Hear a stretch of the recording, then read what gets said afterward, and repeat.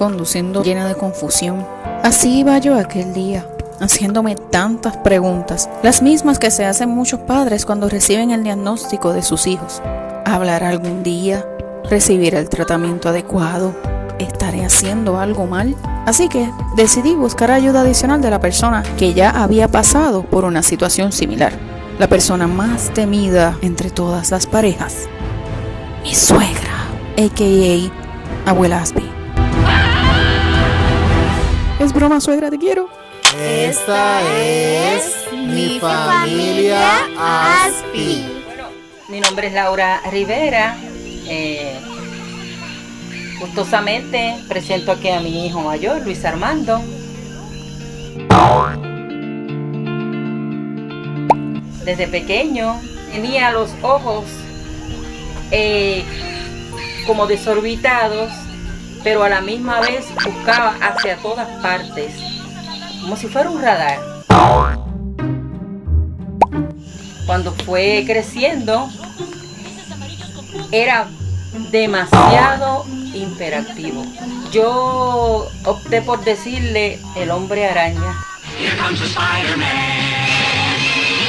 porque él se trepaba donde no se podía trepar, él se trepaba, no sé cómo lo hacía, pero se trepaba. A los 6 meses, Luis Armando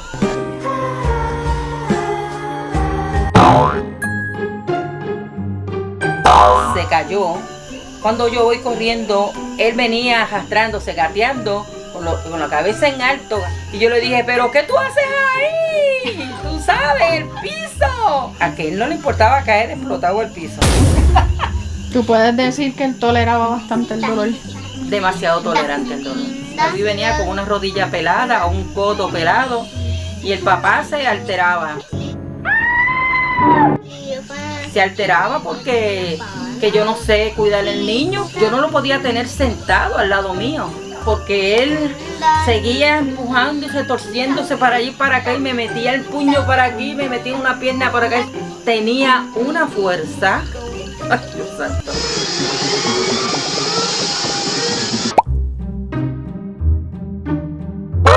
Se caía y se hacía un chichón porque él no le importaba el riesgo, no veía peligro, él no tenía temor al peligro. Ya a los 3 años yo opté por llevar a Luis a una academia para que estuviera con otros niños, porque yo pensaba, quizá es que él necesita estar con otros niños. Pues yo fui, lo llevé a esa academia y lo dejé ahí, me iba a trabajar. Era bien callado.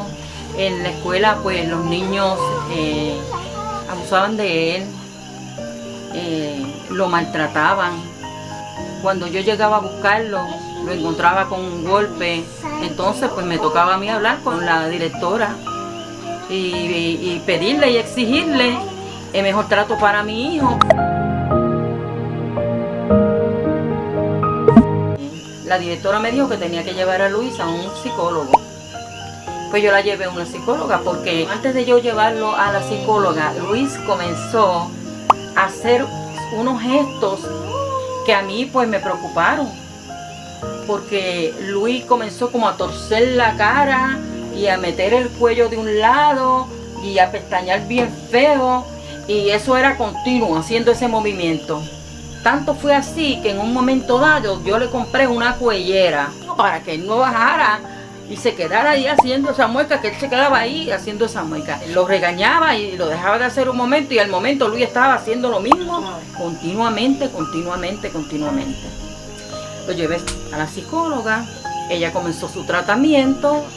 Cuando salió el diagnóstico de mi hijo, ella me dijo que Luis se trasladaba a otro mundo, donde él se escapaba de la realidad y se escondía en ese mundo. We're stronger than we think.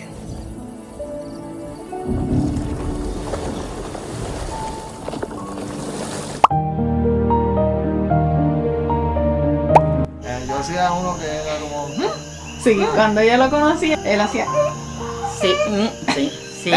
Pero entonces el ruido de él era... yo me desesperaba. Decía, caramba, si irá a quedar con eso, porque pasó una semana, pasaron 2, pasaron 3 y él no se le iba a eso. O sea, yo desesperada. Y el papá incómodo, hablando incoherencias. El hombre no sabía cómo manejar esa situación. Pues yo decidí comprarle esa cuellera.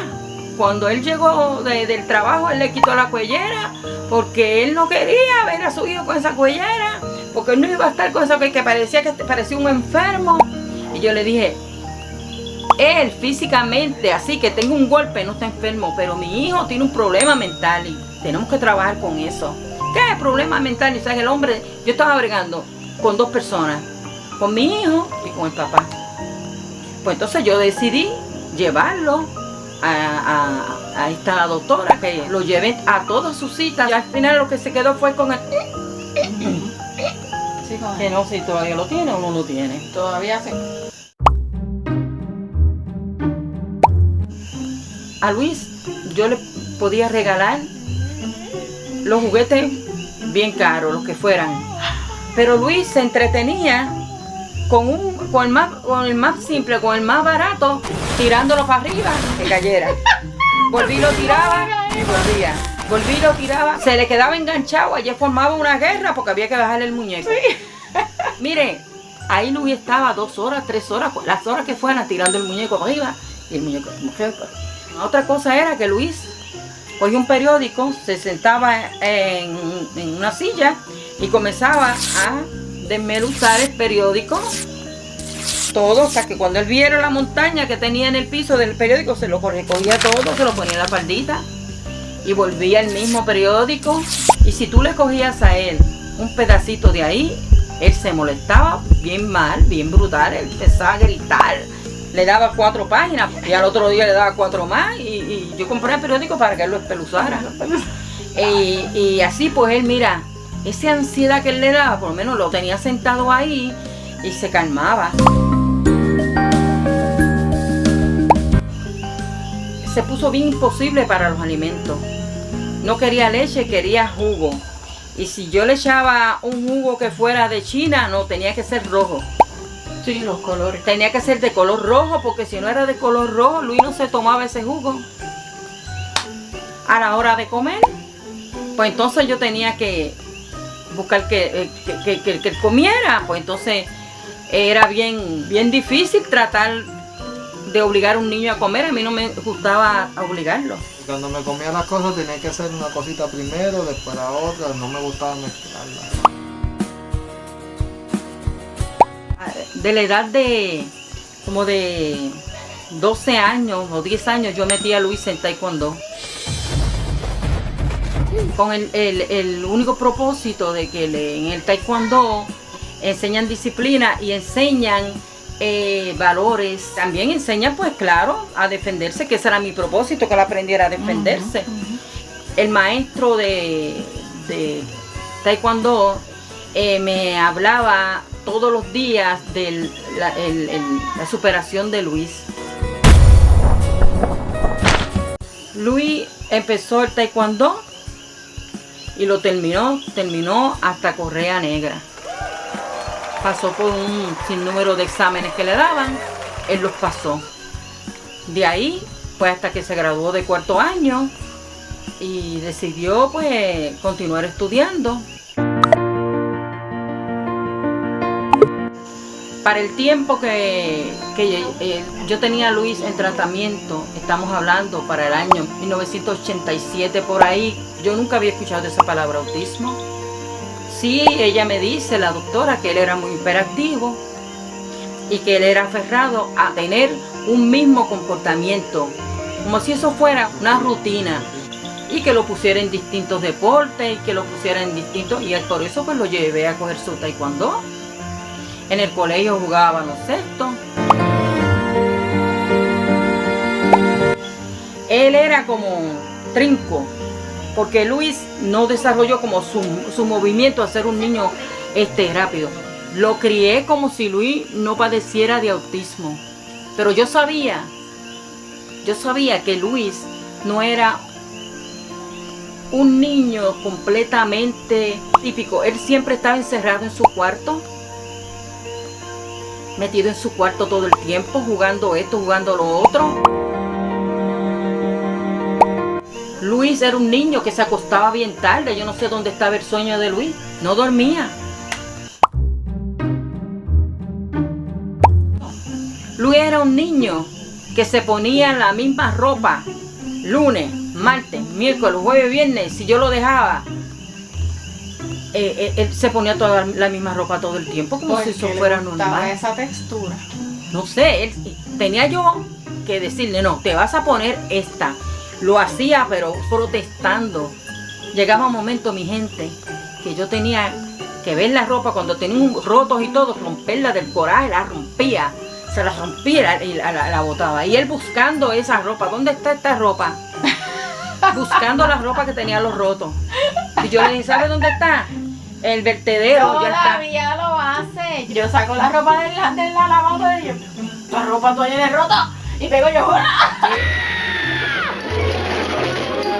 Sí, está en el vertedero. Está en el vertedero. Mire, mi gente, unos maones que ya las rodilleras eran amarillas, majones acá. Yo decía, maldita sea el mahón.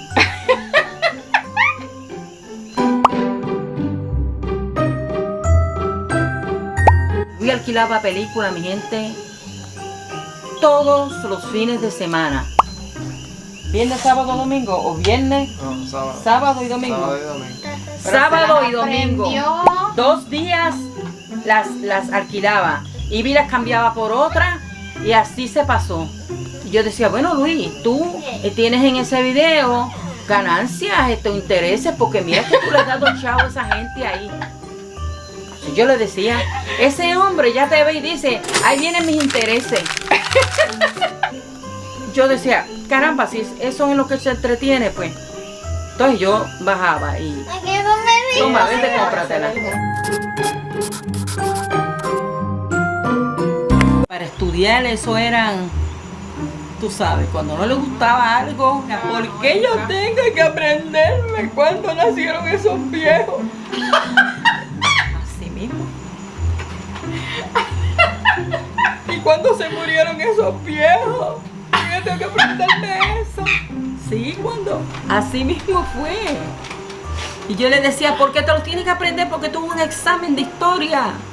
Pero mira, no quería, era como que odiaba a los viejos. ¿Por qué yo tengo que aprenderme cuándo nacieron esos viejos? ¿Y cuándo se murieron esos viejos? Ya, choncojonado, llorando.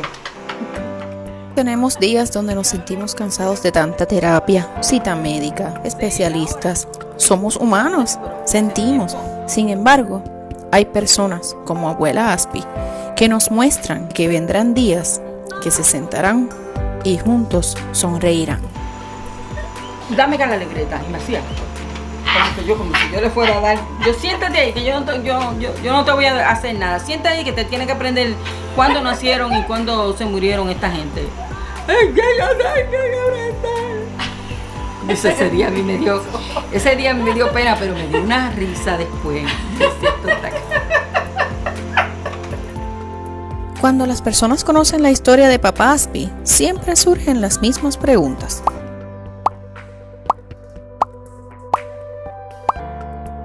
Pero estas son respuestas para los próximos videos.